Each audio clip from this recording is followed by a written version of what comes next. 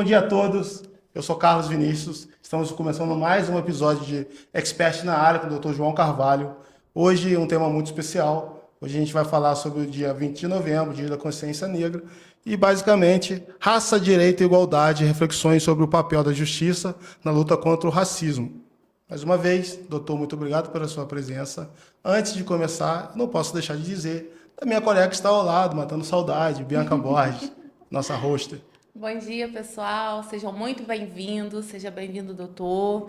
É uma honra tê-lo aqui falando sobre esse tema tão importante, né? Sobre esse momento de reflexão, mas não apenas reflexão, mas um marco que é importante a gente bater aqui hoje. Perfeito. Doutor, seja bem-vindo mais uma vez ao UniFAA-Cast, o podcast oficial do nosso centro universitário UniFAA, o melhor centro universitário do estado do Rio de Janeiro. É importante ressaltar e lembrar isso, que como filho da casa também, a gente tem que valorizar aqueles que estão próximos. Doutor, queria falar, se possível, se eu pudesse falar um pouquinho sobre o senhor, antes de a gente poder entrar no tema e tudo mais. Muito obrigado, né? Eu agradeço imensamente aos dois por terem me convidado. É muito importante a gente debater esse dia, né? O dia 20 de novembro, que é um dia que a gente precisa pensar também em ações, né? A gente tinha conversado aqui antes de começar, e a gente precisa pensar nas ações eficazes para combater o racismo. Então, eu sou filho da casa, perfeitamente, você disse. Eu sou formado aqui no ano de 2022 e estou atualmente como presidente da Comissão de Direitos Humanos da 7ª Subseção da OAB do Rio de Janeiro, que é a nossa subseção aqui de Valença e Rio das Flores.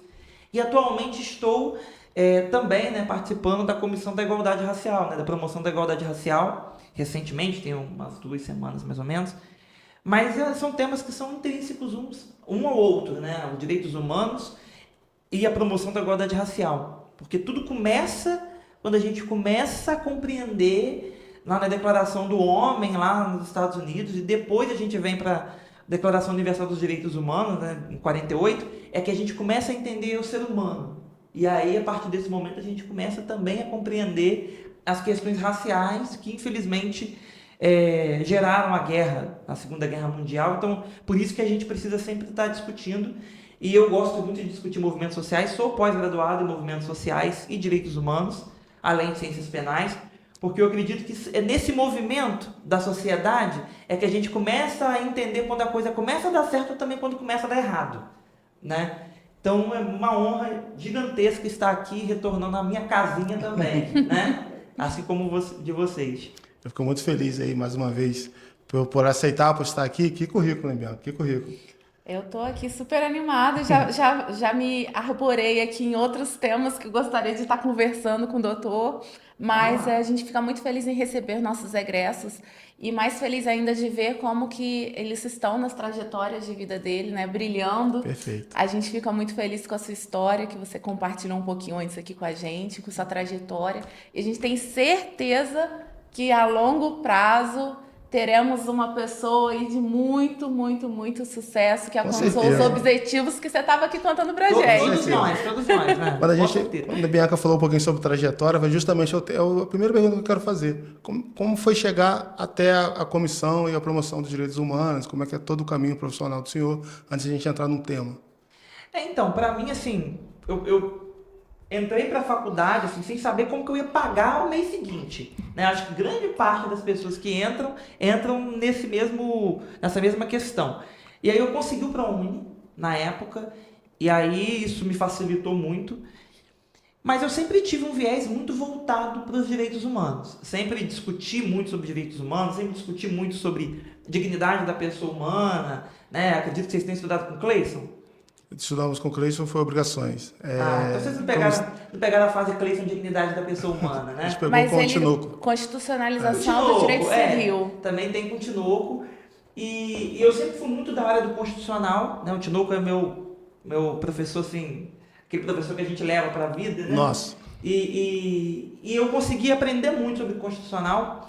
E com o tempo eu fui entendendo um pouco sobre esse movimento que a gente fala que é a internacionalização do direito constitucional. A gente está vivendo um mundo muito globalizado, né? Onde nós estamos vivendo uma mescla de raças muito grande e de cultura, né? O multiculturalismo, né? Hoje a gente não tem mais, a gente não consegue definir de maneira muito redondinha o que é cultura de um país e o que é cultura do outro país. Perfeito. Então eu sempre fui muito questionador.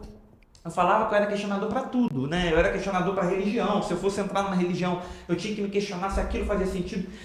Para eu participar de uma festa, ela tinha que ter um objetivo ali. Se eu não entendesse o objetivo da festa, eu não fazia. Tanto é que eu não bebo. Não que isso seja moralmente melhor, mas é porque de tanto me questionar, quando eu era adolescente, quando eu, sei lá, estava fazendo faculdade, eu me questionava também da necessidade de beber. Então, como eu era um grande questionador, uma coisa meio socrática, né, uma coisa meio Sócrates, Platão, eu acabei indo muito para a área dos direitos humanos para me questionar de onde vinha essa dificuldade da gente compreender o outro, né, e compreender o outro como parte da gente, mesmo que o outro seja muito diferente.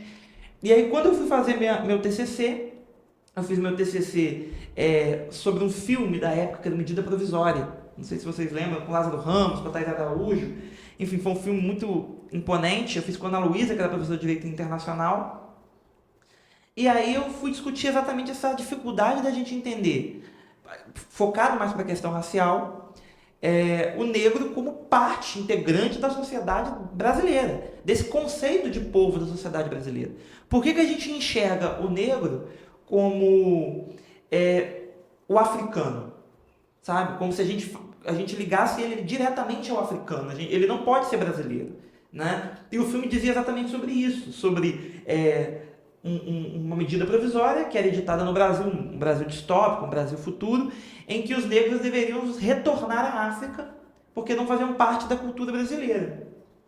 E aí, a partir desse momento, aí eu entro de cabeça, como a Bianca, né, nos direitos humanos, eu entro de cabeça nos direitos humanos, e assim que eu saio, eu criei na minha cabeça que eu queria ir para assistência social, queria trabalhar com assistência social.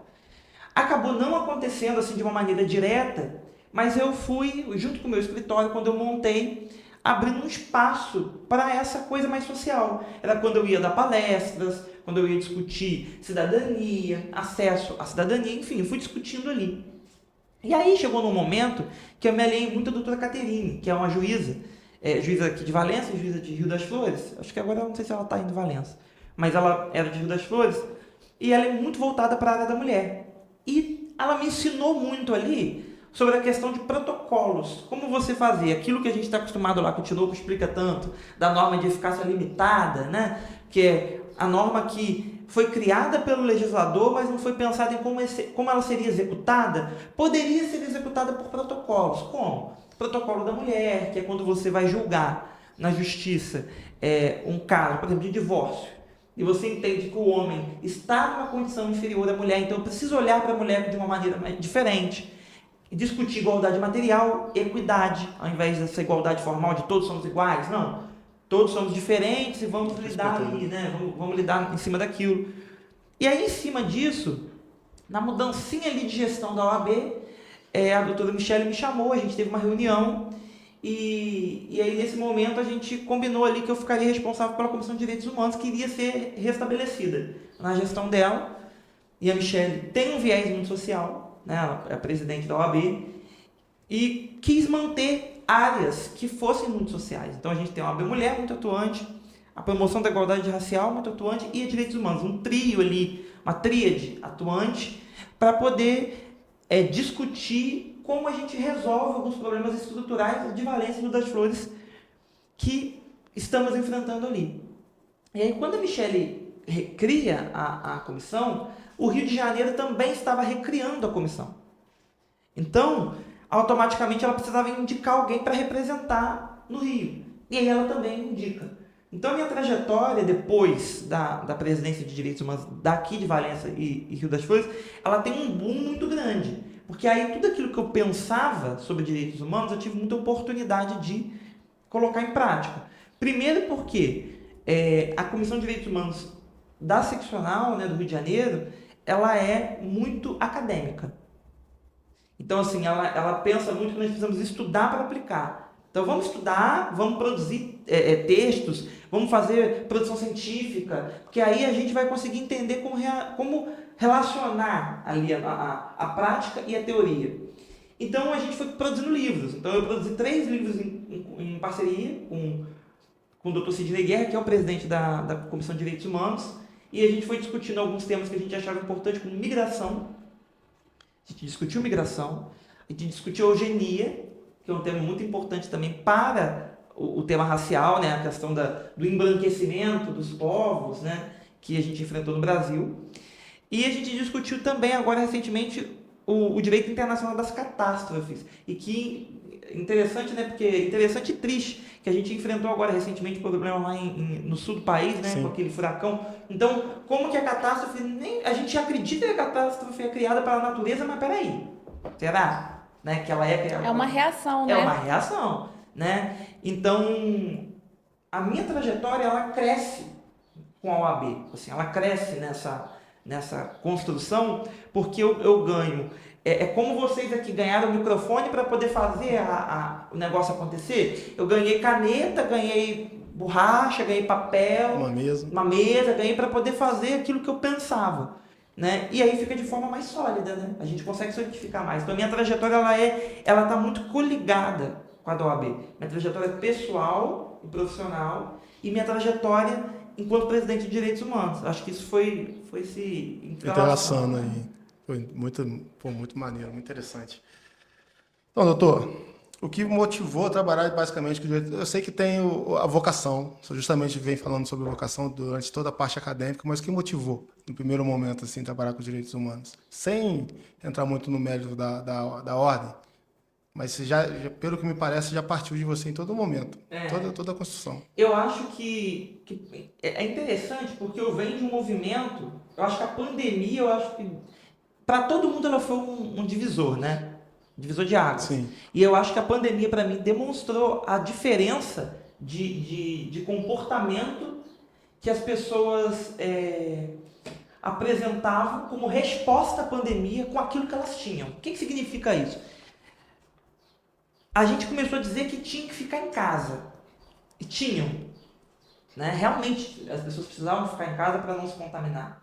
E aí a gente viu pessoas que tinham que ficar em casa com 7 pessoas dentro de um cubículo, enquanto algumas pessoas tinham que ficar em casa em suas coberturas em Copacabana. Então esse é um ponto para mim muito importante, porque na pandemia eu ainda fazia faculdade. Então eu acho que eu consegui naquele momento perceber isso. E um outro ponto é como as pessoas são tratadas. Isso também é um ponto que me incomodava muito. A diferenciação de tratamento entre as pessoas. Então, para mim, esse mínimo, como você disse, a vocação, quando você tem a vocação, o mínimo, ele é suficiente para te revoltar e te fazer jogar tudo pro alto. Então, ali o mínimo, que era perceber que eu estava num ambiente, naquele ambiente, para cumprimentar você, a pessoa cumprimentava te abraçando, te beijando, porque você era, sei lá, o bambambam de alguma coisa, e que o faxineiro que estava ali, que tinha limpado o ambiente que vocês estariam antes, era tratado de qualquer maneira, isso para mim já era suficiente para eu querer ter poder. Então eu não me eximo da ideia de que eu sempre quis ser líder e sempre quis ter poder. Não fujo dessa raia de que eu queria ter o poder. Mas eu queria ter o poder porque eu queria ter a possibilidade de envergonhar aquele que, no poder, fazia distinção entre pessoas. Então, eu realmente queria ter o poder para poder falar, cara, aqui você vai se sentir incomodado, porque eu vou transformar esse poder em algo horizontal. Isso que você está fazendo assim, ó, de tratar as pessoas dessa maneira, eu vou tratar assim. Aí você vai ficar envergonhado, porque você vai achar que você está no topo. Mas, na verdade, eu vou te colocar no mesmo lugar que todos os outros. Aí você vai ter que se virar para conseguir ter posição de liderança, porque nem todo mundo consegue ser líder. Perfeito. Entende? Então, é aquela burrice que eu acho uma burrice, mas eu acredito que o ego faça a pessoa cair do cavalo. Que eu estou num ambiente horizontal, eu preciso de apoio para ser liderança, e eu trato todo mundo mal. Será que isso vai me fazer ser liderança? Isso pode me fazer ser chefe, porque eventualmente eu tenho um cargo. Mas líder não. E líder sobrevive ao tempo. Né? Nelson Mandela, né? São líderes que mesmo que já morreram, as pessoas ainda se sentem na necessidade de fazer aquilo que ele deixou. Perpetua, né? Perpetua. Mas o chefe não. O chefe morre em algum momento. Ele está falando de legado. Né? Então, assim, eu acho que o que me fez mesmo querer entrar para os direitos humanos e querer trabalhar para os direitos humanos é essa possibilidade de dialogar, de ser político. Acho que também você enxergar um pouco daquilo que está errado e você saber ponderar pelos dois lados. Você disse perfeitamente antes que ela sabia ser milituda e que ela sabia aplicar. E é isso. Eu acho que o meu ponto era esse. Eu achava que, por um lado, eu via muita militância e pouca prática, e, por outro lado, eu via muita tentativa de desconstruir os direitos humanos. É a Cinemateca sendo destruída, são várias áreas do nosso poder sendo contaminada por uma era conservadora. E aqui não é sobre política eleitoral, é sobre comportamento. Né? A gente é sobre olhar muito pela ponta do iceberg. As pessoas começarem a emburrecer nesse ponto e parar de olhar profundamente. E isso fez com que automaticamente a gente ficasse à mercê de políticos, aí sim, de políticos que fazem o que querem para conseguir chegar onde querem. E aí eu comecei a identificar que nós que somos os direitos humanos, precisávamos ser políticos. Sabe? É a hora que você senta à mesa com o lobo e conversa com o lobo. Porque senão você não vai conseguir entrar ali. E aí você vai ser o cordeiro em pele de lobo. Olha que é a mudança, né? A mudança de paradigma. Você vai ser o cordeiro em pele de lobo. Você vai se vestir de lobo para sentar com os lobos. E quando eles menos esperarem, você será a pessoa que vai falar: pronto, entrei aqui, ganhei, consegui isso daqui, agora eu vou revolucionar.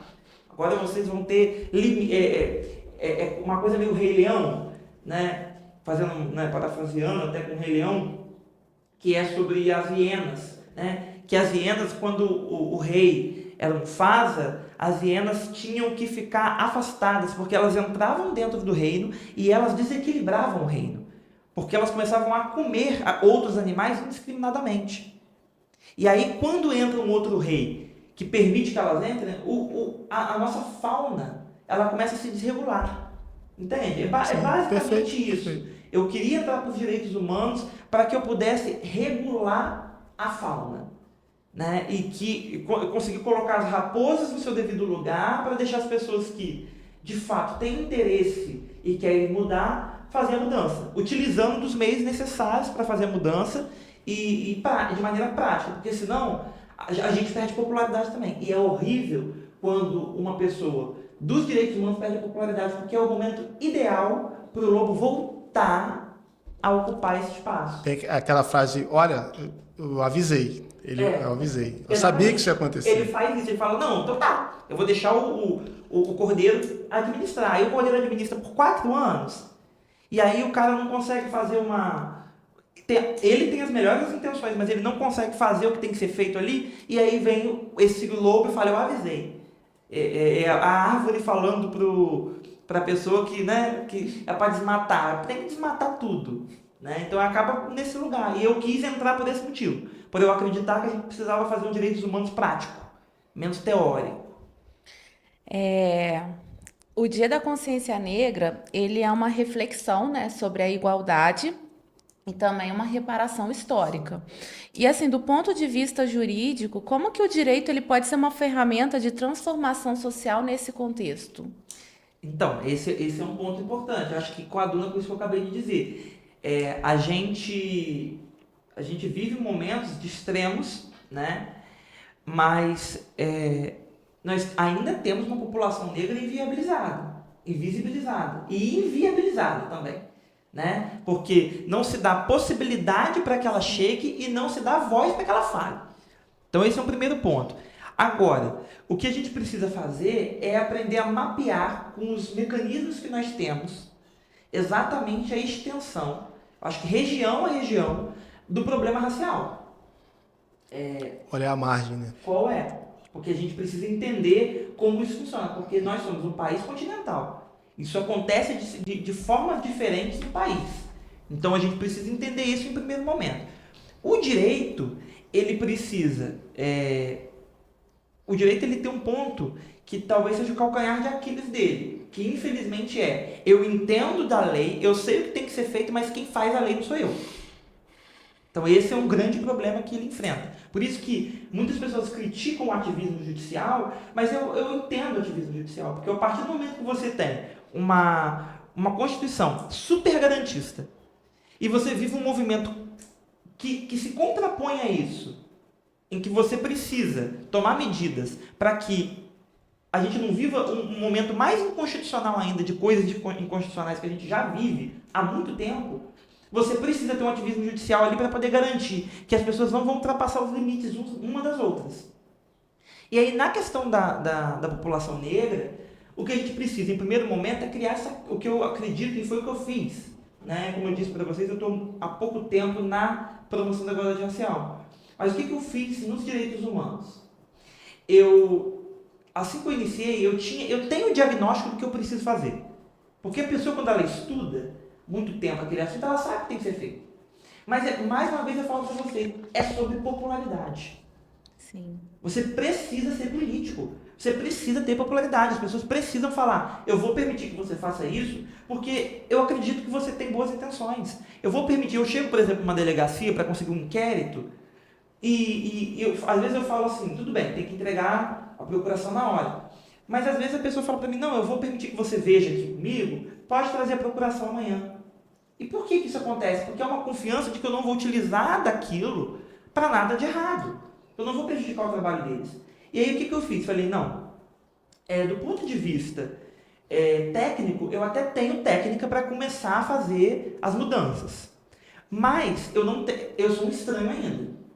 Né? Eu sou como tem uma peça teatral da Genética, eu acho que é um estranho na terra de ninguém. Então, eu sou um estranho na terra de ninguém. Então eu preciso de popularidade. Eu preciso que as pessoas confiem no meu trabalho primeiro.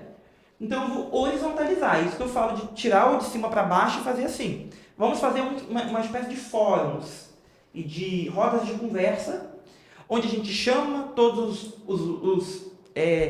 as pessoas para o debate. E nesse debate a gente tem povo, governo, OAB, Ministério Público, enfim, a gente tem todo mundo ali. E a gente valoriza a lei da escutativa. Vocês tiveram mediação e conciliação já? Sim. Que é a lei da escutativa, né? Que é que você tem que ouvir e valorar o sentimento de quem está contaminado. E fato é que as pessoas, quando chegam, o Ministério Público, a Defensoria Pública, todo mundo chega contaminado com aquilo que ela acha que tem que ser feito. Né? E aí, o que eu fiz e propus? Que a gente dialogasse para criar fluxos. Para que os fluxos pudessem fazer com que a gente conseguisse identificar e todos pudessem colaborar quando houvesse uma violência a determinado grupo minoritário.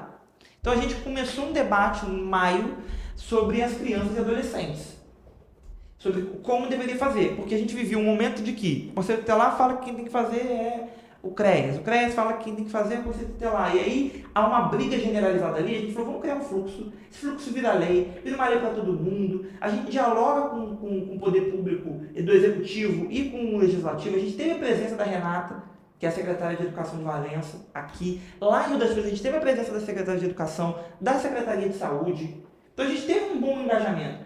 Isso facilitou tanto o nosso lado que a gente criou o quê? Confiança desses secretários, que hoje, quando a gente quer fazer um outro evento, ou um outro debate sobre criação de fluxo, a gente manda no WhatsApp, o cara tá lá. Sabe? Isso facilita, você cria. A pessoa percebe que você não quer ferrar ela, você não quer chegar lá de rompante, dando canetada, o que é permitido pelo provimento 85, acho que foi 85, de 1985, ou 64, alguma coisa assim, da Comissão de Direitos Humanos, que permite que a Comissão de Direitos Humanos fiscalize e, inclusive, lavre alto para pessoas que violem os direitos humanos. Foi criado num contexto pós-ditadura, né? Foi em 85. Mas não acho isso interessante, acho que isso não gera uma mudança efetiva. Então, o que eu acho na questão da população negra é que a gente precisa diagnosticar e ver quais são os problemas. Existem problemas que você pode perguntar, João, mas existem problemas que você tem quase certeza que existem? Claro, quais são? Criança e adolescente negra nas escolas particulares é um problema. A gente precisa incluí-las. Como que está funcionando isso? As bolsas. Quanto de criança negra a gente tem nas escolas? Porque a criança, quando ela para de se ver, ou quando ela não vê, a criança negra, que ela não se enxerga na televisão, que ela não se enxerga nos espaços públicos, ela tem um grande problema, que é de achar que ela é uma estranha. E a criança branca, de achar que a criança negra é uma estranha.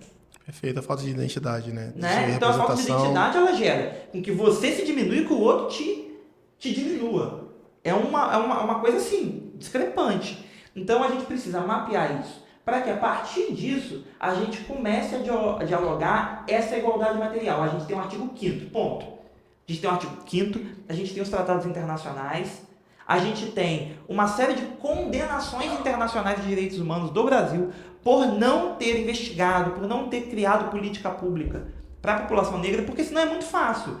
Eu não incluo as crianças negras lá na primeira infância, nos espaços comuns. Eu falo de espaço comum, que não é para criar escolinha de futsal para todas as crianças negras numa comunidade, não. Perfeito. É tirar elas da comunidade, dar oportunidade para elas também nos locais onde elas queiram estar. Elas terem a possibilidade de participar junto com a criança branca na natação no Colados. Entende? Ela ter a possibilidade de participar de viagens que a criança branca terá a oportunidade. Então eu acho que, para mim, se a gente for falar de consciência negra, a gente tem que falar, em primeiro momento, de mapeamento, em segundo momento, de diálogo permanente entre instituições. E aí, FAA, porque a FAA é muito importante. Todas essas instituições debatendo de igual para igual, para que todo mundo fique feliz com o resultado final. Eu acho que tem que ser assim, chegar a um consenso. E aí essa identidade, a gente pegar a palavra consciência negra, existe um livro, que foi um livro que eu citei no meu TCC, da Neuza, que é o Tornar-se Negro. O consciência negra é você ter a consciência de que você é uma pessoa negra, em primeiro momento, e a sociedade te reconhecer e te respeitar e te dar oportunidades iguais a todas as outras, entendendo que você passou por um momento de mais de 300 anos de escravidão, que o Brasil foi o último país a abolir a escravatura, e de que a partir desse momento a gente precisa tomar medidas de reparação. Então, não tem como falar de consciência se eu não falar de ação. Porque senão eu vou ficar todo dia 20 de novembro vindo aqui falando para vocês, para um grupo qualificado, que eu acredito que tenha bom senso, de que a gente precisa ter consciência, mas a gente precisa, a partir disso, mapear, construir, dialogar com todo mundo e conversar de fato, e começar de fato a entrar nesse ambiente que eu acabei de falar para vocês, que é o ambiente do Poder Legislativo. Ter gente do nosso lado. Perfeito. O doutor ficou muito perfeito, até porque as duas perguntas que eu ia fazer em seguida eu nem vou fazer mais, que já entrou muito no tema, que é justamente o mecanismo do sistema jurídico de combate a essa falta de consciência, essa falta de participação. E também eu ia perguntar, ia falar sobre quais as maiores barreiras que a gente encontra durante todo esse processo. Enfim, já respondeu. Antes de você, desculpa te interromper, antes de você passar para o próximo tópico, eu queria puxar uma coisa que ele falou. À vontade. Você iniciou falando que você entrou na faculdade sem saber como pagar e que posteriormente você conseguiu o ProUni. E a gente vê assim que por mais que a gente necessite de muito mais ações, a gente tem algumas, ótimo, é necessário termos mais, mas você tocou num ponto em relação à infância. Ainda faltam esses tipos de ações. Não sei como seriam, né? Não no caso assim de ser um ProUni, alguma coisa, porque isso é nível universitário, mas de você estar trazendo as crianças negras para dentro de instituições privadas e ocupar esses outros meios. E me trouxe uma reflexão breve aqui de como isso poderia estar sendo montado, né? As questões das bolsas, como que essas políticas poderiam estar sendo implementadas, não apenas no município, mas no estado, no país, e aí em outros continentes, em outros países também, porque a gente tem exemplos de políticas internacionais, uma funciona em um lugar, outra não funciona.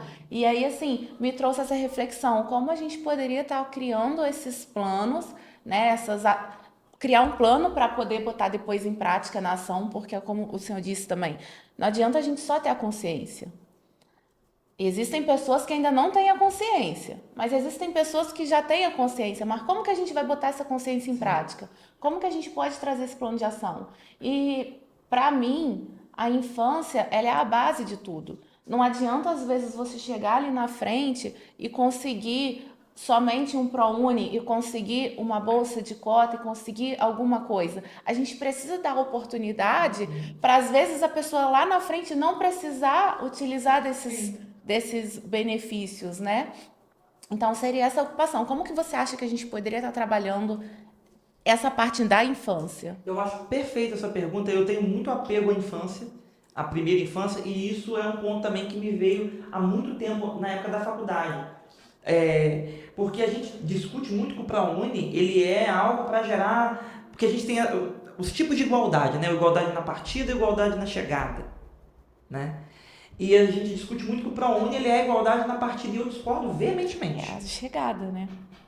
Até arrepiei, gente. É umas coisas que me tocam assim, muito. Porque nós temos um alto índice de evasão escolar. Perfeito. Como que a gente vai chegar lá? Eu estava assistindo um podcast na semana passada que estava falando sobre a questão da infância no tráfico de drogas. E aí era uma juíza, eu quero até conhecê-la pessoalmente, porque eu gostei bastante do trabalho dela. Era uma juíza que ela falava exatamente sobre isso que você me perguntou. Ela falava sobre como ela, na vara de infância, ela conseguia resolver os problemas. E ela dizia, e aí uma pergunta da Natuzaneri, o assunto da Globo News, do G1, perdão. E aí uma pergunta da Natuzaneri me pegou muito, a Natuzaneri falou assim, é difícil disputar com o tráfico? E aí, porque como funciona a remuneração? Aí a juíza respondeu, a remuneração é de R$800 por mês e de 12 horas todos os dias. É difícil disputar com o tráfico? 12 horas por dia e R$800 por mês. E aí ela foi além e disse como funcionava. Que esse adolescente, ele tem um herói. E essa é minha grande preocupação, né, na primeira infância. Que é quem são os heróis deles aos 8 anos, 9 anos, depois quando eles vão ter 11. É muito preocupante, né? E aí ele tem um herói. E aí ele começa a ter uma evasão escolar aos 11 anos. E aí a gente puxa um pouquinho atrás, que a maior parte da população das comunidades é uma população negra. Então, na maioria das vezes, essas crianças são crianças negras. E se ela evadiu da escola no 6º ano, milagrosamente, como ela chega? Na faculdade. Então, acho que a primeira infância ela é a parte inicial de tudo. Então, assim, para mim, o primeiro ponto, né, da construção de um plano de ação é, de maneira lato sensu, ou seja, geral, a gente discutir a questão da primeira infância e da desigualdade social. Ponto. Isso é posto. Mas eu acho que na questão racial, a gente precisa, em primeiro momento, entender que nós temos um número gigante de profissionais, falo cientistas, né, de pesquisadores incríveis no Brasil. O Brasil tem alta capacidade de descobrir cura do câncer. Eu ainda acho que sairá daqui a cura do câncer. Então, assim, a gente tem uma capacidade muito grande. E a gente tem hoje o CAPES. O que é o CAPES? Ele é um sistema do governo, né, tá lá no Gov, que você consegue abrir e fazer pesquisas de projetos científicos de todo o Brasil. Então é importante até que os alunos da faculdade, tudo mais, procurem lá os projetos na área que vocês queiram, né? Então vai ter lá, você procura por fonética. Então eu acho que o primeiro momento é a humildade de entender que, inicialmente, eu tenho a boa vontade e um entendimento às vezes inicial, mas eu não tenho um entendimento 100% do que fazer. Mas alguém que talvez esteja a degraus além dos meus degraus, sabe mais ou menos o que pode ser feito. E aí o que você faz?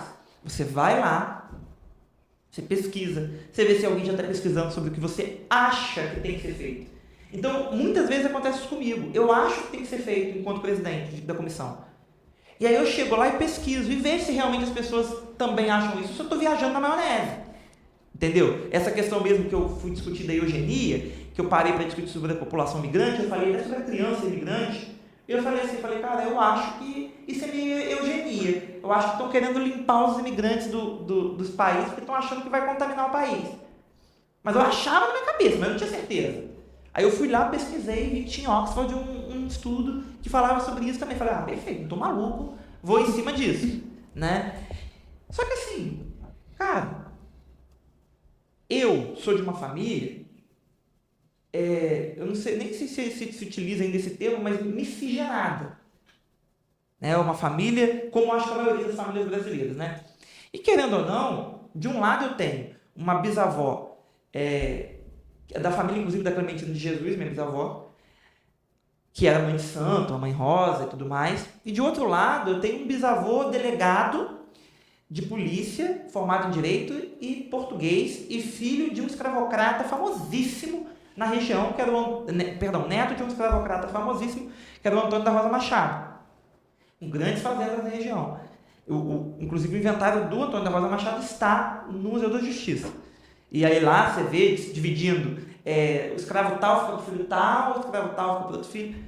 Eu venho dessa família. Fato é que eu fui criado, na maior parte do tempo, com a família da minha mãe, com a família branca. A minha mãe é branca, loira, dos olhos mais claros, e meu pai é negro. Então a minha tia teve faculdade, a minha avó é analfabeta, entende? A minha avó por parte de pai. Então eu não sou exemplo para chegar aqui e falar para vocês que, olha, a população preta realmente consegue chegar como ela quer, de meritocracia. Porque eu não sei se eu teria as mesmas oportunidades, mesmo que as oportunidades ainda eram pequenas, porque eu venho de uma família mais humilde, mas eu não sei te dizer se eu teria as mesmas oportunidades se eu tivesse sido criado 100% com a família negra, da parte negra da família, que vive numa pobreza maior do que a família da parte branca. Eu vi uma realidade muito próxima também. Entende? Perfeito. Então, assim, a gente precisa reconhecer esse lugar, eu preciso reconhecer esse lugar de que eu estava passando dificuldade para pagar o ProUni, mas eu não sei te dizer se eu não conseguiria, dificuldade para pagar a faculdade nos primeiros meses, mas eu não sei te dizer se eu teria dificuldade para finalizar, talvez eu conseguiria pagar até o final. Então, a gente precisa olhar a primeira infância para ver as desigualdades que elas se demonstram na primeira infância. Na primeira infância, a minha desigualdade entre uma outra criança da minha faixa etária, negra, já demonstrava que eu estava acima. Então, ali já demonstra. Ali é que parece que tudo fica mais claro para a gente, né? Quando é na primeira infância. Então, o que eu acho do plano de ação? Eu acho que, em primeiro momento, depois de mapear, a gente precisa compreender qual é a característica intrínseca do momento atual. A gente sabe que a gente tem que reparar porque no momento passado aconteceu o quê? A Habib tem um estudo maravilhoso sobre isso. Inclusive, o Habib tem um estudo maravilhoso sobre eugenia, que depois eu quero conversar com ele. Então, assim, a gente sabe o que aconteceu ali. Então, a gente precisa manter o Habib ali, entendeu? A gente precisa manter os Habibs ali. E aí, para quê? Para a gente entender o que aconteceu ali e agora a gente começar a entender o que isso gerou. Agora, infelizmente, já aconteceu a M. Falando numa linguagem mais popular, a M já aconteceu, a desigualdade já aconteceu e já está acontecendo e pronto. Aí agora, como é que a gente tenta diminuir isso? Como que a gente vai começar a diminuir essa desigualdade? Né? Porque muitas, inclusive, crianças precisam trabalhar. Eu vejo várias crianças negras na rua vendendo bala à luz do dia.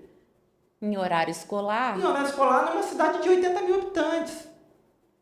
Entendeu? Então, assim, realmente, e também tem um ponto, Bianca, que é muito importante a gente deixar claro, que é a questão também do acolhimento errôneo. O que seria o acolhimento errôneo? Que tem a ver com isso. A criança está lá na primeira infância, o Estado não provê nada para ela, geralmente criança negra, está lá na primeira infância, o Estado não provê nada para ela, aí eu passo com o carro do conselho tutelar, eu vejo a criança ali, a criança está do lado da mãe, já pegamos casos assim, a criança está do lado da mãe, mas a criança está um pouco russa, com uma roupa mais, mais velha, e aí automaticamente aquela criança tem que ser acolhida porque aquela criança não está sendo bem cuidada. E me incomoda profundamente essa ideia do Estado que não faz nada e depois o Estado que quer voltar. É como um pai que abandona o filho aos 4 anos de idade e depois ele quer voltar aos 18 porque o filho está tendo, sei lá, está bagunceiro na escola. Aí ele tem que voltar para ele botar ordem na casa. Sabe? Esse é um grande problema.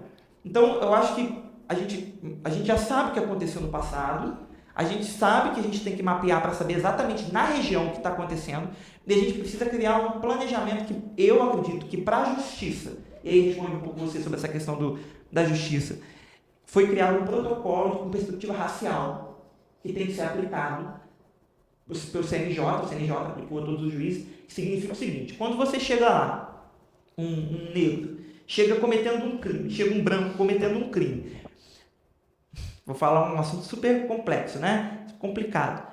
Tem o mesmo tratamento, né, pela justiça? A gente sabe que não tem, né? O reconhecimento, né, aquela questão do reconhecimento facial e tudo mais.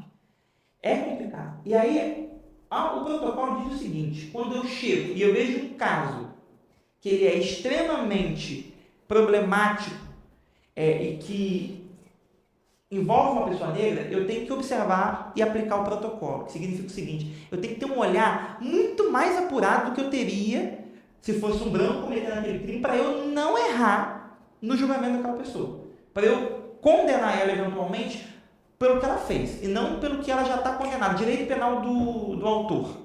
Sabe? Aquela coisa de você, seu pai era traficante, você não sei o que e tal, e aí eu vou te condenar por aquilo ali, você é negro. Então você é o réu perfeito. Né? Eu fiz um júri, inclusive, tristíssimo, que era sobre isso. A maioria dos réus eram negros, e um deles foi condenado. A mãe dele já tinha sido assassinada, com 23 tiros. E ele estava lá, no julgamento, no júri. Igual todo mundo. Para mim foi muito triste. Eu fui deitar na minha cama no travesseiro, e aí eu estava cansado, e eu virei e falei uma frase assim: ai, que delícia minha cama. Aquilo me bateu um negócio assim, que o menino, quando o juiz falou para ele: você vai pegar 13 anos, ele falou assim: justo. Isso para mim é falta de consciência negra. Você não tem consciência do que você já está condenado há muito tempo. Você chega na frente do juiz, que, né, enfim, claro que a população que julgou, mas que te fala que você está condenado há 13 anos, e você vira e fala: justo. Duvido que um branco, no auge do seu privilégio, não ia estar xingando até a 10ª geração na mente se ele tivesse uma pena de 13 anos, entende? Então, a gente tem que fazer isso, a gente tem que estar mais próximo do legislador. Aqui em Valença a gente tem alguns vereadores que estão muito próximos, assim, que aparentemente estão com interesse de discutir direitos humanos. Então eles têm que estar presentes mesmo. Essa ideia de que todo mundo tem que ser separado, não, todo mundo tem que ser junto, todo mundo tem que trabalhar. Mas eu acho que depois de mapear, minha primeira ideia seria a criação de uma comissão extraordinária na Câmara para discutir isso. Conselho consultivo também. Um conselho consultivo, uma comissão extraordinária, que tivesse um relatório que definisse, esse relatório tivesse a participação de integrantes de múltiplas áreas, né? Poderia chamar a OAB, poderia chamar múltiplas áreas, e depois desse relatório, aí sim discutir um plano integrado de promoção da igualdade racial. Justamente olhando o recorte da região onde a gente está, não adianta olhar como um todo, a gente não identificar. Por exemplo, eu falar: então, gente, é o seguinte, está proibido subir um morro. Que morro que tem em Valença? Tem. Eu acho que isso foi uma maturidade que eu adquiri, porque sou muito militudo também, né? E aí, no ano passado eu falei: não, eu vou entrar na Comissão de Direitos Humanos, eu vou fazer isso, fazer aquilo. Quando a minha moleira, eu falo, quando a minha moleira endureceu, né, a moleira, a gente atinge a maturidade, você entende que tudo tem que ser feito na calma. Quando eu vim aqui, eu falei com a Michelle, que é a presidente da OAB, porque a Michelle também é igual, nós somos muito parecidos. E eu falei com ela, Michelle, eu vou lá, vamos discutir, vamos debater, vamos tentar chegar em ideias, vamos conversar com os meninos lá. Eu sempre vou num lugar e eu tenho alguém. Falo que eu estou sempre num trem, sabe? Num trilho de trem. Todo lugar que eu saio eu tenho um projeto com alguém. E a gente vai discutir, vamos debater, vamos chegar a um consenso, porque eu acho que a gente precisa de pacificação. Perfeito. E só a pacificação vai fazer com que a gente consiga alguma coisa. Não adianta eu vir aqui nesse podcast falar que os vereadores de Valença não querem nada, que o prefeito de Valença não quer nada, até porque em algum momento eu bati no gabinete deles e discuti com eles, a gente debateu juntos. Não, a gente tem que trabalhar junto. Todos nós temos uma autoridade, todos nós vamos debater juntos, e é assim que a OAB quer se posicionar. Porque a OAB é um órgão para defender o advogado. Quando a OAB entra para poder ajudar no debate público e social, que é a função dela, não nos cabe criar mais conflito. Nos cabe entrar para poder separar e falar para todo mundo. A gente consegue juntos construir alguma coisa aí. Então, acho que a minha ideia seria essa: criar uma comissão extraordinária, criar um conselho consultivo, convidar integrantes da sociedade civil e OAB, faculdade, FAA, é muito importante a universidade, entendeu? Construir tudo isso. Ver se não tem pessoas também que já têm projetos. Conversa com os estudantes. Eu tenho certeza que aqui deve ter alguém que tem algum projeto sobre o racismo. Aí, a Bianca mesmo, entendeu? Entrando no tema, você está falando justamente... Tá me caguetando aí. A gente só está pontuando basicamente racismo estrutural, representatividade, ou seja, como alguém, como o senhor mesmo citou aí durante um júri, vai dizer justo, quando ele está vendo que quem está te julgando não é justo no sentido, não é um igual, não é um comum. É justamente a falta de consciência. Você está falando sobre não só representatividade, racismo estrutural, está falando... Você perguntou se tem algum universitário que teve algum projeto. Eu, no primeiro ano de universidade, um dos projetos que eu trouxe para a sala de aula, através de uma aula de direito penal, foi basicamente sobre racismo ambiental. Olha que interessante. É uma área onde as pessoas falam racismo ambiental, não seria desigualdade ambiental, não seria algo... Mas o que racismo tem a ver com o meio ambiente? E a gente justamente olhar e observar as margens das suas regiões, onde, obviamente, o que a gente chama de crescimento ou de desenvolvimento não acontece nas margens, e sim só na área central, como a gente vai observar e vai dizer assim, olha, o que é isso? De que forma vem isso?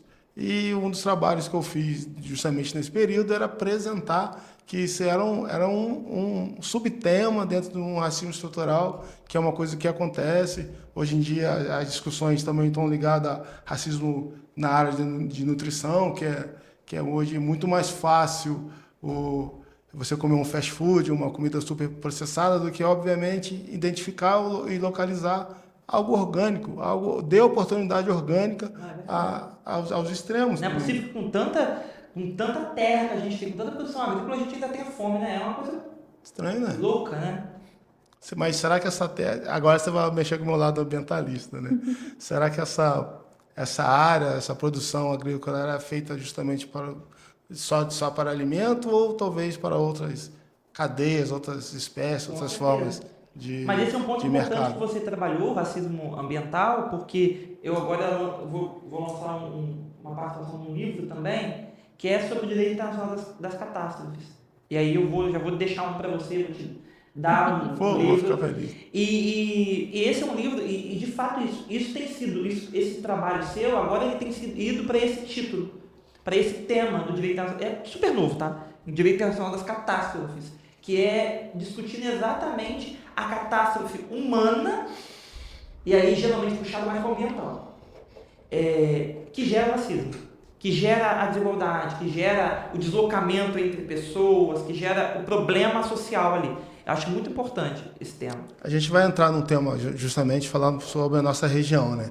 Eu falo sobre Valença, um pouquinho de Rio das Flores, não conheço tanta história de lá, mas vou falar sobre o recorte das nossas representatividades aqui. Nós temos aqui o quilômetro São José da Serra, que é um dos quilômetros dentro do município. A gente tem a história de Clementino de Jesus, como de certa forma você acabou de dizer. Uhum. E a gente, quando vai falar sobre o Dia da Consciência Negra, a gente quer olhar esse recorte, olhar esses exemplos e apresentar para a sociedade. Não só como um ponto cultural, mas também um ponto de conhecimento. A gente precisamos falar de ancestralidade. Nada somos se não olharmos a ancestralidade. Como o senhor mesmo falou, seu corte familiar, ao mesmo tempo que um lado é uma família branca, do outro, exatamente o que acontece comigo também. Minha bisavó nada mais é do que foi quando foi casada no laço, a gente fala que ela foi casada no laço porque ela era índia e se juntou, ao mesmo tempo que eu tinha um bisavô que era capitão do mato. Aí, do outro lado, tinha um avô, que era descendente direto de português, que era dono de grandes fazendas aqui. Ou seja, eu estou envolto a tudo isso. Eu sou um rapaz negro. Ao mesmo tempo que as pessoas olham para mim, pô, mas você não é tão negro assim. Como é que você é negro se você tem o olho verde? Eu falo que é casa de sapê com vidraça. Basicamente pelo fato de que Talvez o próprio negro, às vezes, não me reconhece como igual, mas não. A ancestralidade vai me provar justamente ao contrário. Se eu não tenho a minha identidade, ou se talvez eu não olhe para uma representação que eu possa dizer, não, ele está próximo de mim, é justamente o que eu quero ser lá na frente. É porque falta letramento racial. Tá? Justamente. É um ponto muito importante. Não olhar a cultura só como cultura.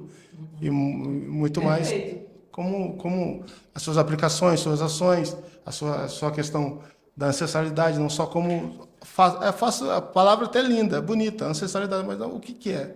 Como fazer? Como transformar isso, a minha ancestralidade, ao toque do meu dia a dia e como olhar para o futuro? É exatamente isso.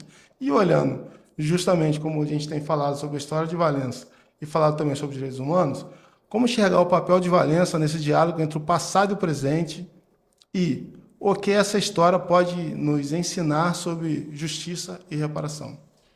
Eu acho que a gente tem, né, os dados mostram que Valença e Rio das Flores, porque Rio das Flores foi parte de Valença por muito tempo, Sim. tem um histórico escravocrata muito grande.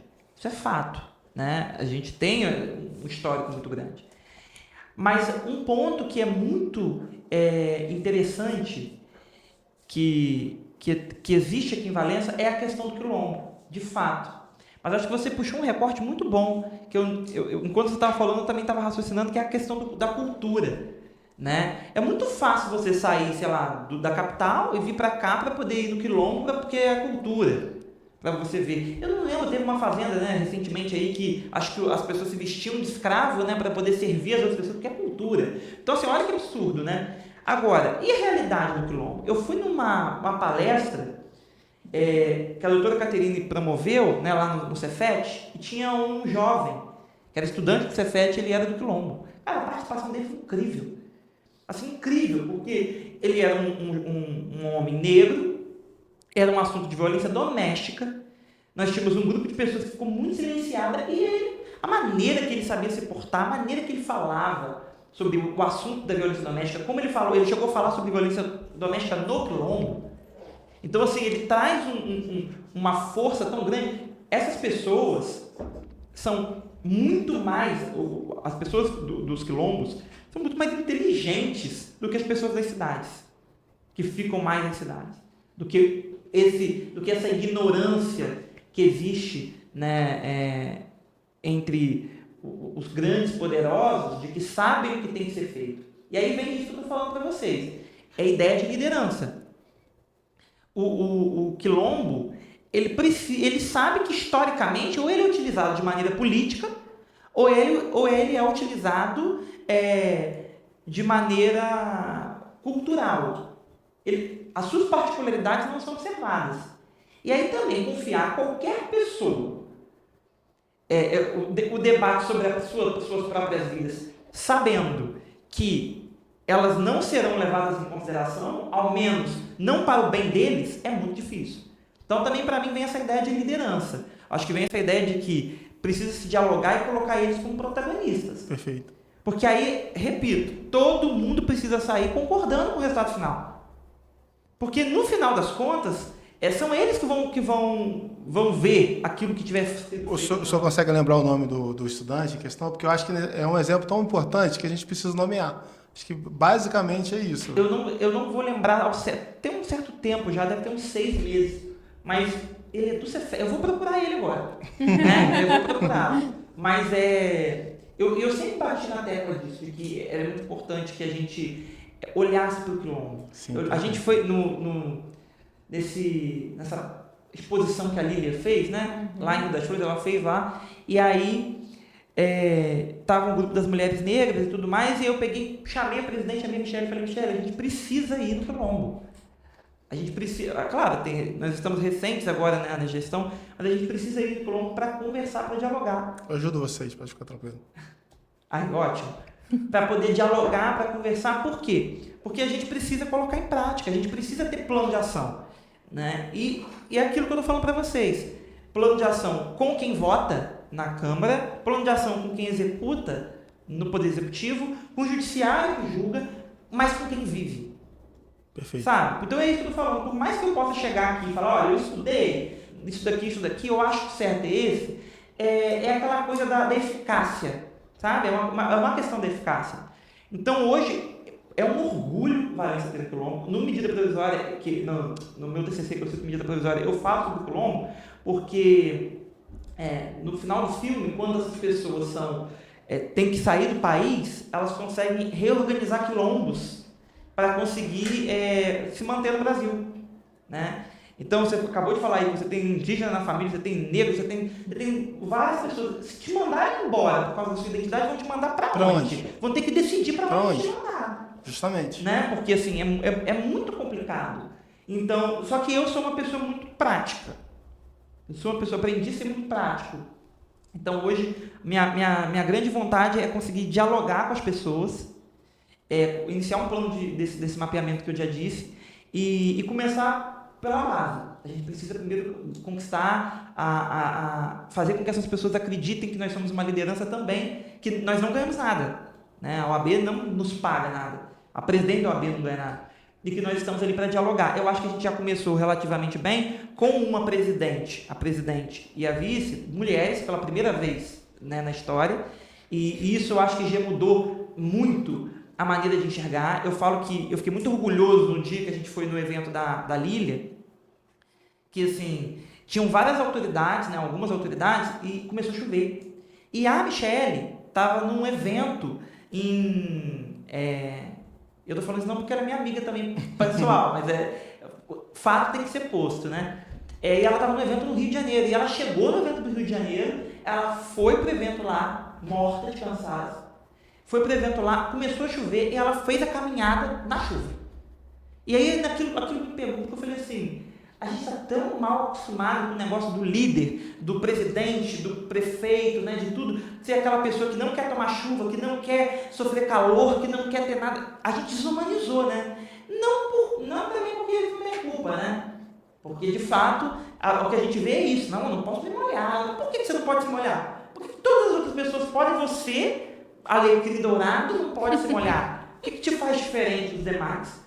Né? Então, acho que ela se colocou isso de maneira muito incisiva ali. A gente fez o evento lá do fórum e na hora que a gente for organizar, a gente fez um fórum da criança, adolescente, pessoa com deficiência, da mulher, e na hora que a gente for organizar, ela falou, olha, eu tô indo, vamos fazer, nós vamos convidar todo mundo, mas eu tô fazendo pro povo. Legal. Então, se eu tô fazendo pro povo, o discurso é pro povo.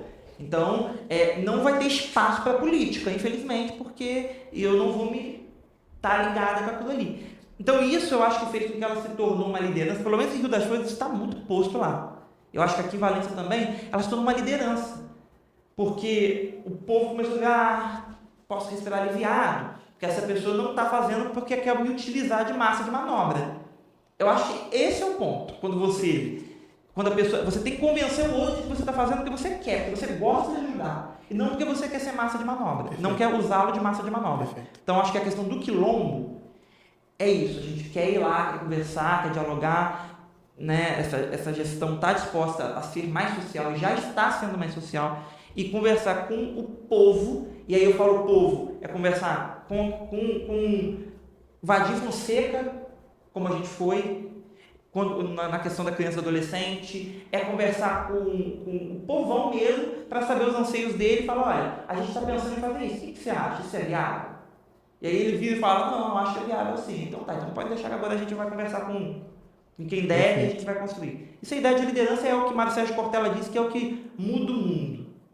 A gente está falando muito sobre direitos humanos e intersetorialidade. Eu queria saber basicamente como é que é essa correlação aí entre os dois. Obviamente você não está falando só de direitos humanos, está falando de todas as outras ações aí dentro da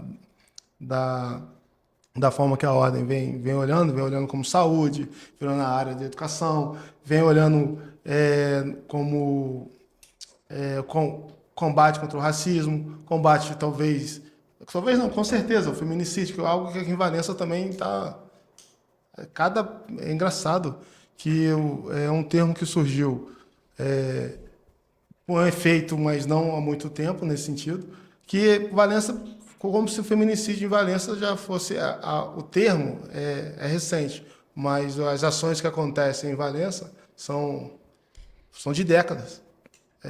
A cada ano, pelo menos, infelizmente, é uma pessoa que foi esfaqueada ou atropelada ou algo do tipo. E com certa brutalidade, né? Não é só um feminicídio assim, deu um tiro, né? É um feminicídio Resquícios, né, que tem resquícios de crueldade ali, né? Porque a gente está falando sobre o Dia da Consciência Negra, mas se a gente olhar para pensar e observar, a maioria dessas vítimas são o quê? É verdade. Né? As mulheres negras, elas enfrentam, a gente fala que elas estão no topo da cadeia, né? São as que mais sofrem todo tipo de violência possível. E a gente precisa olhar para elas com uma forma... E aí é que eu digo, né? Como pode, né? A grande questão, você falou da interseccionalidade das áreas, dentro da minoria, a gente tem a minoria da minoria, da minoria da minoria, e assim você tem que lidar com as diferenças. É muito difícil. Mas é muito difícil por quê? É muito difícil porque já apresentou-se uma história no nosso país erradíssima, em algum momento, de que é todo mundo igual. E aí, quando é todo mundo igual, eu aplico a mesma lei para todo mundo. E aí isso gerou mais diferença do que resolver o problema que nós tínhamos. Então, a mulher negra, acredito que seja o maior símbolo de resistência do Dia da Consciência Negra. A gente fez um evento agora da mulher, né, do câncer de mama, e muitas mulheres negras, e aí a gente faz até um recorte social, um recorte socioeconômico, que sequer tem a possibilidade de ter o conhecimento para descobrir um câncer de mama. Aí a gente vem para mais uma coisa, que o câncer de mama ou outros tipos de câncer, para a mulher negra também se impõe de maneira mais agressiva do que se impõe para mulheres brancas, por uma questão uma questão socioeconômica. Então a gente a mulher negra enfrenta questões estruturais da mais alta, do mais alto cacife, vamos dizer assim. Tem uma série, Segunda Chamada, da Globo, que ele cita até o caso da estudante morta, né, que era estudante da FAA, e cita alguns casos e fala lá sobre o número de mulheres negras que são assassinadas, inclusive mulheres negras que estão estudando supletivo. Então, assim, olha como é que a gente vai pegando, estudando supletivo, mulher negra, mais de 30 anos, assassinada. Então, a gente tem um contexto muito complexo, muito complicado, e que eu acho que a gente precisa olhar também para a questão da religião. Sim. Hoje, infelizmente, nós temos uma violência religiosa altíssima. Essa violência religiosa impõe que o problema do homem é o problema do diabo e que a mulher tem que perdoar sempre. Porque esse é um problema do diabo. Isso é uma utopia, né? E aí, a partir desse ponto, a gente vê também mulheres negras tendo que se ver diante dos seus agressores e mantendo o seu relacionamento, seu casamento, porque ela não vai encontrar alguém igual, ou porque ela é uma mulher metida, porque a mulher negra que tem consciência de si é uma mulher... Tem uma expressão super racista que é utilizada, eu peço perdão, mas eu vou utilizar porque a gente precisa tocar na ferida, que é preta metida, né? Aquela preta metida. Então, assim, que tem consciência, ela é excluída do debate. A palavra dela não tem tanto valor. Ela é uma pessoa que está ali para causar problemas. Então, a mulher negra, ela vive num lugar que, quando ela tem consciência, ela é excluída. Quando ela não tem consciência, ela é excluída ou morta, e aí? Como que funciona? Como é que a gente faz? Vou só arrumar essa fala. Ela é excluída e morta, né? E aí, voltando, só pegando mais um gancho, eu acredito, assim, que já são tantas dificuldades para o ponto de partida, voltando lá, pessoas... E aí, boto aqui um exemplo. Eu trabalhei uma vez em uma escola pública da minha cidade, e ali um bairro mais periférico, né? Uma coisa assim um pouco mais com dificuldade financeira. E eu sempre comento isso, a diretora da escola era uma pessoa muito humana. Tinha muitas crianças que frequentavam a escola apenas para poder merendar, porque ela sabia que no resto do dia, depois que aquela criança saísse da escola, não ia ter mais o que comer até o dia seguinte. E algumas mães levavam os irmãozinhos, né, porque não tinha com quem deixar, e ela chamava esses irmãos para entrar. Falava assim: aqui a gente vai acolher, independente de estar matriculado ou não, porque eu sei a realidade dessa família. Então eu fico pensando, o ponto de partida, ele nunca é igualitário. A lei é para todos, mas não somos todos iguais. Cada um tem sua peculiaridade. A gente existe uma realidade no nosso país onde as pessoas passam fome, onde as pessoas não têm a segurança, onde as pessoas não têm a saúde, o acesso à saúde. Mulheres negras são violentadas em partos. Um momento muito importante, muito especial e muito difícil que é a mulher dar, né, dar à luz, não é fácil, e as pessoas ali não têm um mínimo de respeito, que seria isso, o respeito pelo outro, pelo próximo, pela vida, por aquele momento. Então, um momento que às vezes deveria ser especial e marcante, vira um trauma. Ou às vezes resulta até em morte, porque aquela mulher está sendo histérica, aquela mulher tem que aguentar uma dor, aquela mulher negra não está agindo como a gente queria que ela agisse. Não, ela está passando por um problema que muitas das vezes é ignorado. Então, assim, ao meu ponto de vista, eu vejo que o ponto de partida ele está muito atrás para muitas pessoas. Sim. Não é igual. Às vezes a pessoa está pensando, o que, que eu vou comer à noite? Uhum. E assim, eu achei, você acabou de citar a violência obstétrica, né? Que é um ponto também, porque o que aconteceu? Por que no caso, por exemplo, do Roger Abdelmaci, que eram mulheres brancas, ricas, que sofriam violência, isso chamou tanta atenção, e esse tipo de violência que você acaba de falar, que de fato é uma violência que é vivenciada a todo momento, não tem direito a um documentário, não tem direito a uma série que retrate, um lugar que coloque de fato a população revoltada. A revolta é seletiva.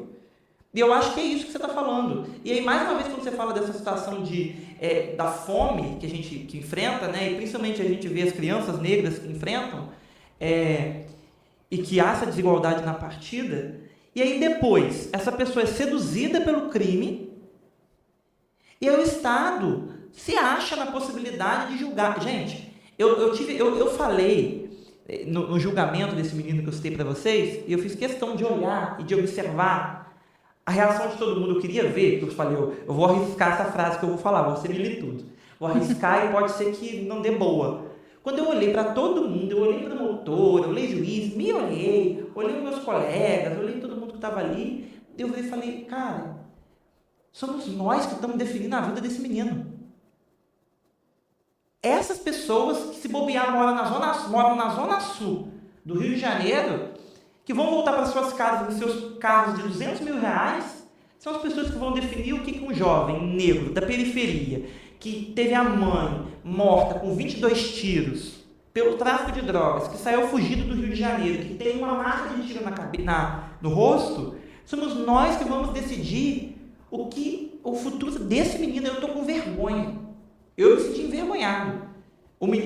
Eu não era advogado dele, eu era advogado de um outro cliente que, se ele confessasse tudo como ele confessou, porque de fato foi ele que cometeu o crime, não é isso que eu estou dizendo que ele não cometeu, mas o meu cliente automaticamente seria absolvido.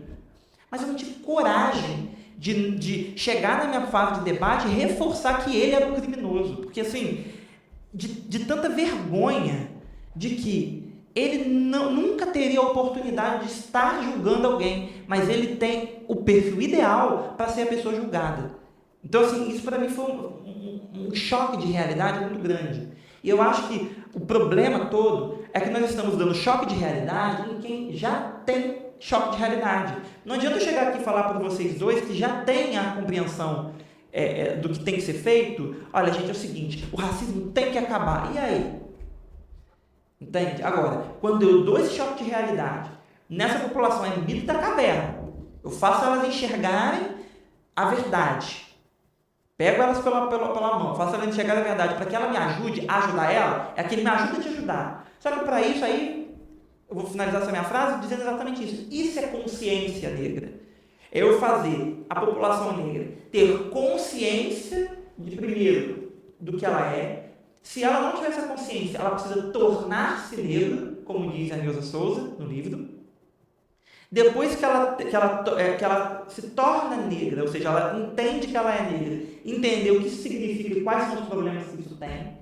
O branco vai lá no manual antirracista da Djamila Ribeiro, vai entender como ajudar, e aí a gente se junta nessas forças do negro que agora sabe o que ele é, sabe quais são os problemas que ele enfrenta, sabe qual é a desigualdade que ele vai enfrentar pro resto da vida dele, e aí agora ele me entrega nas minhas mãos, por livre e espontânea vontade, por me entender como líder, porque eu sou presidente da Comissão de Direitos Humanos, sim, mas porque ele acha que eu sou o líder que nos representa, a chegar lá e conversar, dialogar com o poder público para poder construir. Eu acho que esse é o caminho que eu estou tentando trilhar, sabe? Não adianta eu chegar agora e ficar batendo no ombrinho da presidente, da Michelle, agradando ela, porque isso é uma coisa que vai funcionar para eu convencê-la a fazer, e ela já está convencida. Agora a gente precisa convencer o povo. Perfeito.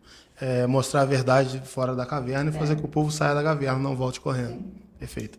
E eu queria pedir, você poderia olhar para o estudante de Direito, a todos nós, dentro do centro universitário, e se pudesse dar um relato, convidar a se encontrar, se ver como militante de direitos humanos, ou quisesse deixar algum recado, algum termo para ele, porque a gente está chegando no final da nossa conversa, mas a gente queria aproveitar o espaço, obviamente, é o filho da casa, contando essa vida profissional, sua realidade dia a dia, e ao mesmo tempo fazer o convite para os que aqui ainda estão estudando, né? Então, o que eu falo para vocês é que é muito importante que todos se engajem ainda na faculdade.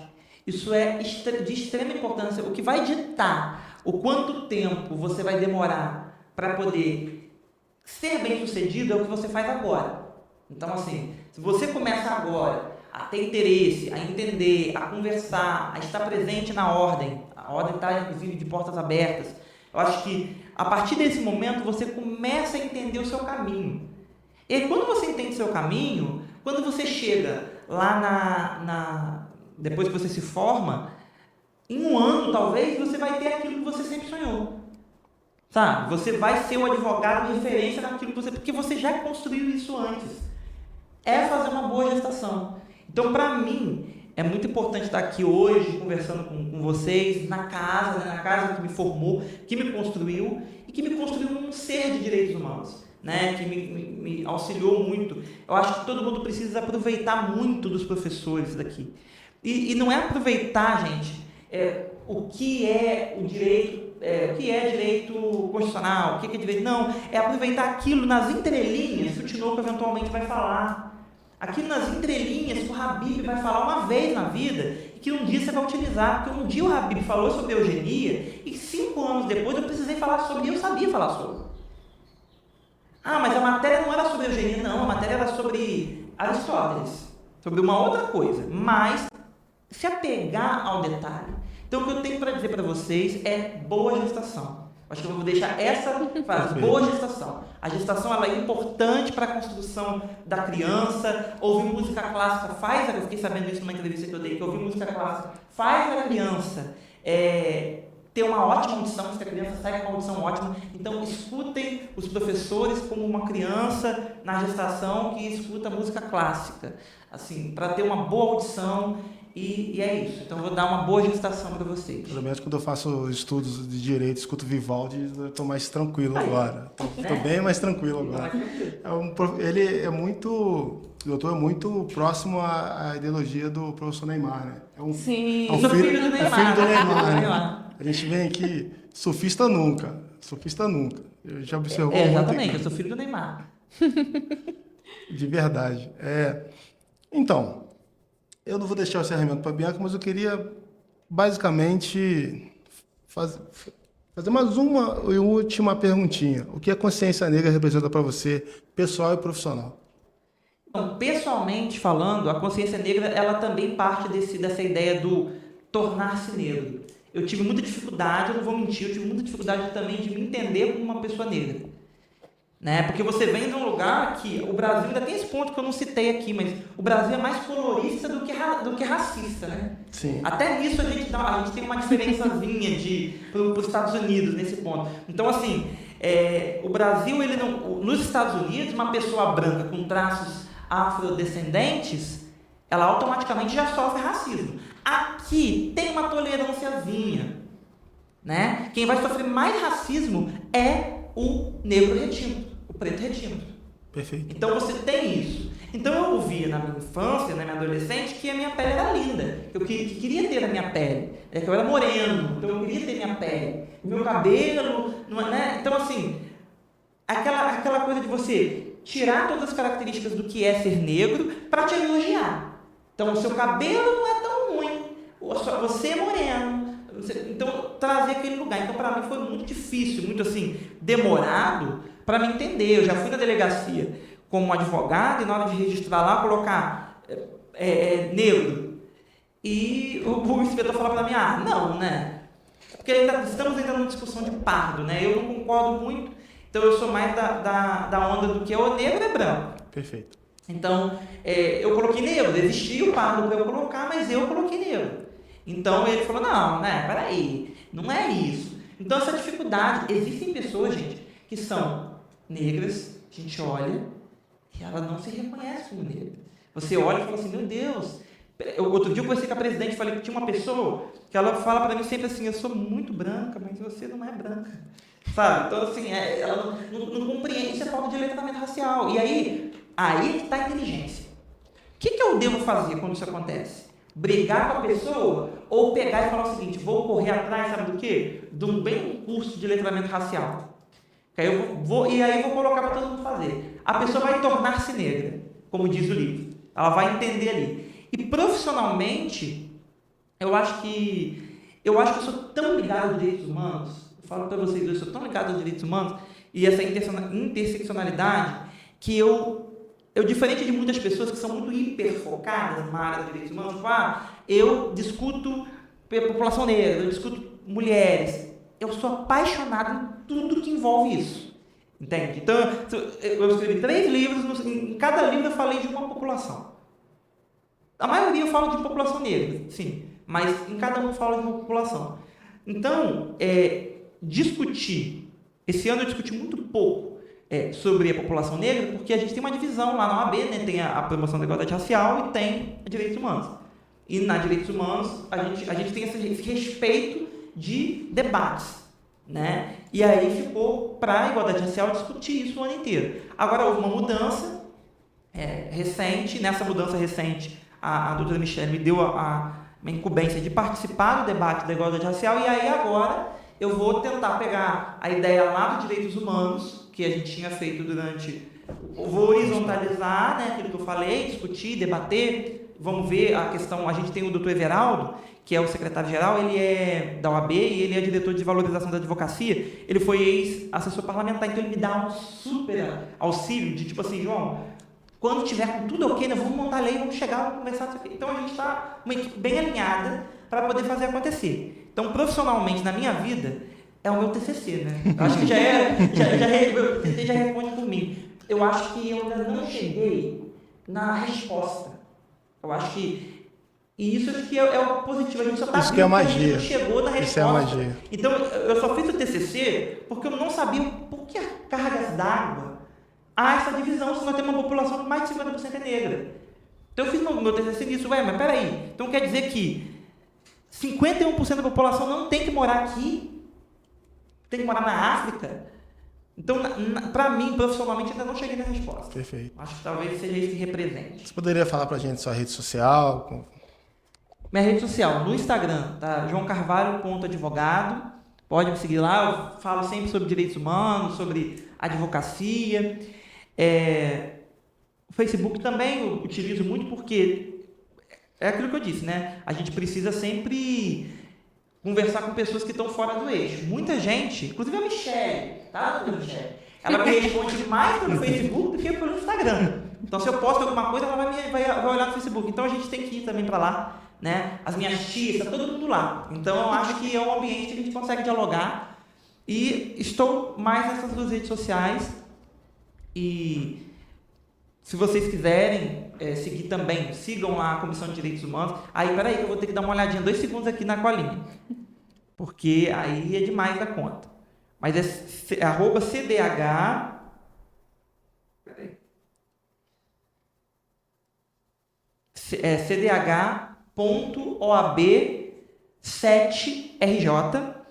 E a gente tem a comissão. Peraí. Igualdade racial. Que é CIR.7sub. Passando para vocês aí, porque lá vocês vão ter as informações todas sobre isso. E da OAB, que eu acredito que seja mais importante vocês seguirem até o da OAB, porque tudo é compartilhado com a OAB, que é oab.7.rj. Então essas são as nossas redes sociais, para que vocês possam acompanhar mais sobre esse tema e outros temas que são pertinentes, né? Doutor João, muito obrigada por ter aceitado o nosso convite, obrigada por você ter compartilhado suas experiências, um pouquinho da sua história, um pouco do seu trabalho. A gente está assim, muito feliz em ver o que está sendo construído e ver como que é importante, né, trazer esses debates, e não só o debate que já acontece aí no seu trabalho e em outras esferas, mas trazer também para o público, para conscientizar, para saber que tem coisa sendo feita, para quem quiser se juntar à causa, estamos aí, vocês estão muito abertos a receber não só um núcleo, né, mas todos os núcleos, todo mundo. Então, acredito que a OAB está de portas abertas para ouvir as dores, ouvir as ideias, ouvir possíveis soluções, planos de ação. Obrigada por estar aqui conosco nessa manhã. Foi uma conversa assim, extremamente necessária e inspiradora. E a gente pode perceber que o direito, ele é uma ponte, né? Ele é uma ponte ali para a justiça e para a humanidade, e é extremamente essencial na luta, e não só na luta, mas também ali no dia a dia, eu esqueci a palavra, me perdoa. Não, na luta mesmo, né? No enfrentamento. Exatamente, no enfrentamento diário sobre o dia, que seria todos os dias, né? Mas o dia específico da consciência negra, que é onde é que a gente traz essa reflexão. Muito, muito, muito obrigada. Obrigada a Michele por ter cedido você aqui pra gente hoje. Obrigada ao OAB. Obrigada por você estar lá no Rio de Janeiro, representando a nossa cidade. E eu vou deixar para o Vinícius fazer esse encerramento aí agora. Bianca, eu ia interromper a Bianca, mas Bianca, a gente não pode deixar de agradecer a OAB, né? A Bianca foi perfeita no final. É perfeita sempre, né? Foi perfeita no final, quando ela dá justamente louros a quem tem que ser, certo? E eu queria também abrir o espaço para agradecer pelo tempo. Esse papo que poderia durar 2 dias, que a gente ficaria aqui contando, discutindo, conversando, e já deixo aqui aberto uma próxima oportunidade, se a gente quiser voltar. Com certeza, sobre vários outros temas. E você que está nos acompanhando nessa entrevista, esse bate-papo muito legal, eu tenho que dizer que infelizmente está acabando o episódio de hoje, mas hoje nós tivemos aqui como expert na área, o Dr. João Carvalho, falando basicamente sobre toda a ação do direito, como a gente olha o Dia da Consciência Negra e traz para a realidade do nosso dia a dia. Então, acompanhe a gente nas nossas redes sociais, unifaa.cast, assiste nossos episódios no YouTube, no portal do Centro Universitário, nosso episódio já vai estar lá. E, mais uma vez, não posso deixar de agradecer a toda a equipe do UniFaaCast, a oportunidade também do doutor presente aqui. E obrigado a todos, obrigado, Bianca, obrigado, doutor. Muito obrigado, Muito gente. obrigada. Foi um prazer. Prazer é todo nosso. Obrigada.